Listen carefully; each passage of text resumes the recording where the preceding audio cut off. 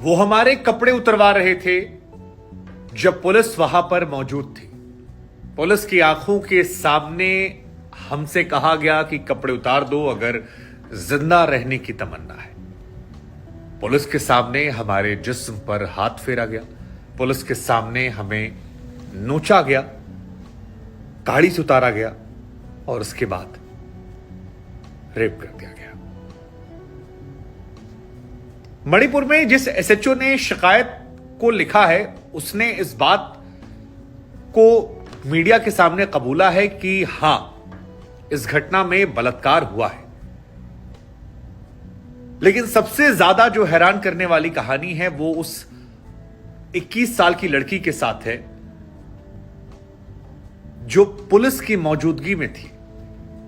42 साल और 21 साल, दो महिलाएं जो उस वीडियो में नजर आ रही हैं वो हैं, और जिस लड़की के प्राइवेट पार्ट में छेड़खानी हो रही है वो उस 21 साल की लड़की है जिसके साथ कई लोगों ने गैंग रेप किया।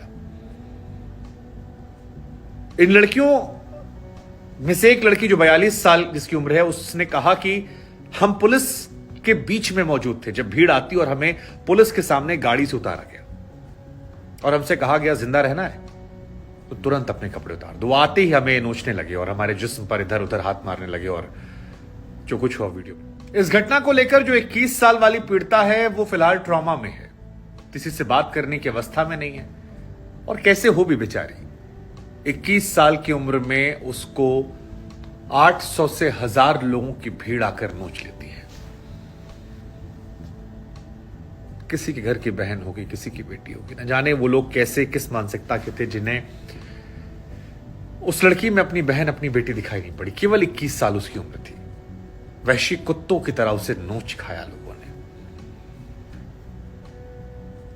दूसरी महिला जो 42 साल की, वो कह रही है कि मेरे साथ रेप नहीं किया इन्होंने। 3 महिलाएं थी जिन्हें कपड़े उतारे गए थे। एक 52 वर्षीय, उसके साथ रेप नहीं किया, उसको भी कपड़े उतरवाए, जलील किया, थोड़ा बहुत इधर उधर छेड़खानियां की, उसके बाद छोड़ दिया। दूसरी 42 साल की है, वो भी कह रही कि मुझे भी कपड़े उतरवाए गए, छेड़ा गया, नोचा गया, लेकिन मेरे साथ भी बलात्कार नहीं किया। बलात्कार किया उस 21 साल की लड़की के साथ। और वो 21 साल की लड़की जिसका भाई 19 साल का था, वो अपनी बहन को बचाने के लिए जब जाता है तो उस 21 साल की लड़की के सामने उसके भाई को पीट पीट कर मार डाला जाता है। उसकी मौत हो जाती है और फिलहाल वो लड़की भाई की मौत, अपने साथ हुई घटना के बाद ट्रॉमा में है। हर कोई हैरान है। हालांकि इस घटना के बाद वहां के जो एसएचओ हैं लुंगथांग साहब, जिन्होंने इस पीड़िता की सबसे पहले जुबानी सुनी थी, वो कहते हैं कि पुलिस ने कोशिश की थी इनको बचाने के लिए। ये 5 लोग थे जो जंगल की तरफ भागे थे और पुलिस की गाड़ी में आकर बैठ गए थे मदद के लिए। पुलिस ने भी कोशिश की इनको वहां से हटाने की, भगाने की, लेकिन भीड़ इतनी ज्यादा थी कि पुलिस बेबस हो गई। लुंगथांग साहब कहते हैं कि जब इस घटना के बाद वो उस महिला से मिले तो वो नजर नहीं मिला पा रहे थे। उन्होंने 0 FIR दर्ज की, वो बार बार रो रही थी। इस घटना में 5 लोग थे जिनके साथ ही घटना हुई है। एक 56 साल का व्यक्ति था जिसे सबसे पहले इस भीड़ ने मार डाला। बचे 3 महिलाएं और एक वो 19 साल का लड़का। एक 52 वर्षीय महिला थी जिसके कपड़े उतरवा दिए। एक 42 वाली थी। 42 और 52 वालों के बाद में कोई जान पहचान के मिले तो जैसे तैसे उन्होंने अपने आप को बचा लिया।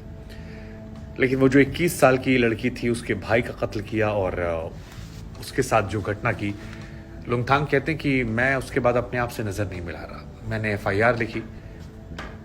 मामला बहुत सेंसिटिव है। हजारों ऐसी घटनाएं आ रही हैं जो स्तब्ध करने वाली हैं।